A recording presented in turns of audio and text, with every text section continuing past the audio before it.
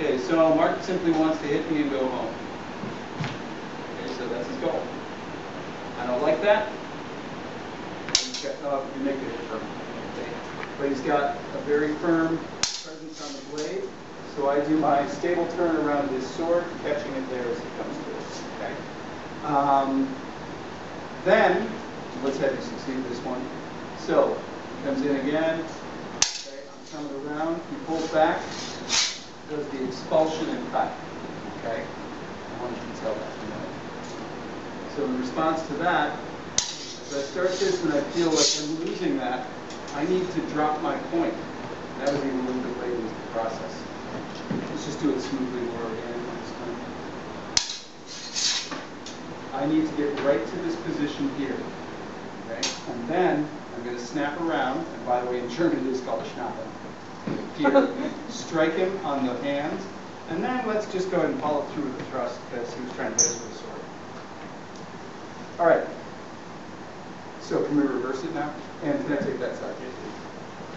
Let's look at that intermediate step where I cut his blade away, so don't actually run the counter on it this time. So I'm coming through with my blow. He's coming around. I'm cutting into his blade towards the hilt to expulse it. Once again, and through there. It's a pretty powerful action. Did that actually stagger you? I was just thinking about the blood going that way. Okay. It's a pretty powerful action. So once I get here, I'm parrying in frontale. It's a low frontale. It's still parrying frontale. I'm going to turn my sword in, and this won't really expulse because I'm doing it in slow motion. I'm going to cut in the direction of his hilt, which seems really counterintuitive. But it's not. So that actually drives it down and gets my blade in position for all kinds of great stuff. So that's the piece we're working with right now. So everybody see that? Questions? Okay, let's go ahead and drill it. Got it running? Okay. Just a clarification to how you're going to make that expulsion of the blade here. So come in here, we have this situation, he's coming around. Once I'm here, I'm not just cutting in the direction of the hilt, okay, because his blade is still there. I'm going to, from here, cut in a curve like that, okay? So from here, and that leaves my blade in position for wherever I'm going to need that. So again, sit there. So, assuming that I was actually on the proper side, my blade would do this.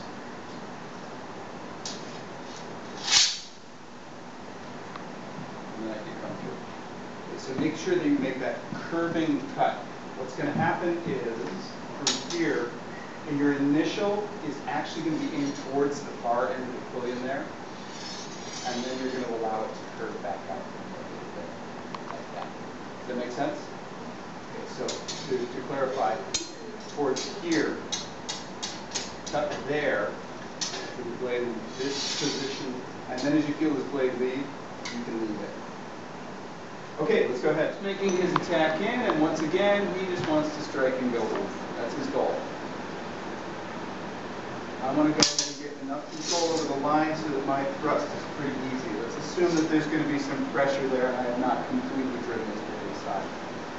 He's not going to be very happy with that, as that point is coming to him, and he's going to go ahead and cut back to me.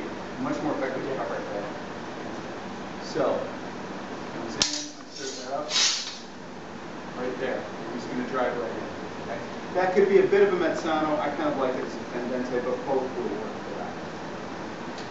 In response to that pressure, as I start up here, I'm going to catch him. Notice how I'm really much more concerned about the parry at this point than I am about the thrust. Okay, the thrust is cool, but the parry saves me. And then I can bring that in on. Okay? One more time on that one, please. Because it happens pretty quick. As soon as you feel it gather in there, it's easy enough to drop the point in. It's very close anyway. So it's pretty easy to get it through. Okay, so that was stage one, where it starts over here and winds up over here. Stage two, we're just going to start over here. He's already brought it around. So once again, he can strike me and go home, but we'll go to step 2. And I'm going to come around there. Okay? He might actually be cutting back towards me since he has some control of the line. So once again, the parry is there for me. Okay? I am parrying this thing. I'm not timing it around him. I'm not beating his speed. I'm parrying his cut with my cross.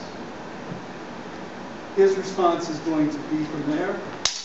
Oh, sorry, let's start again. His response from there is the expulsion.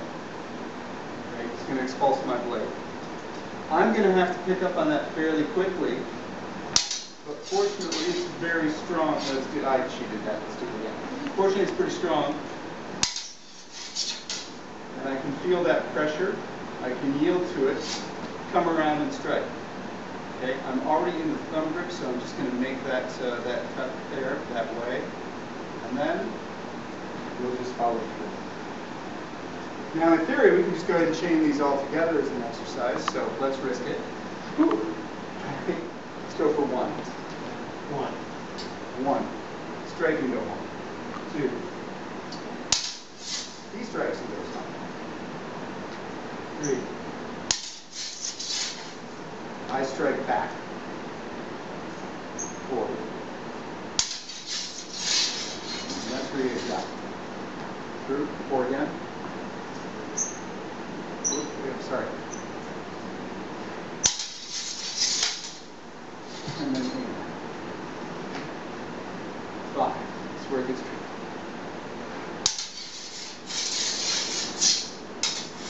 And you went straight through 6, but that's fine. That's fine. We wanted to get there.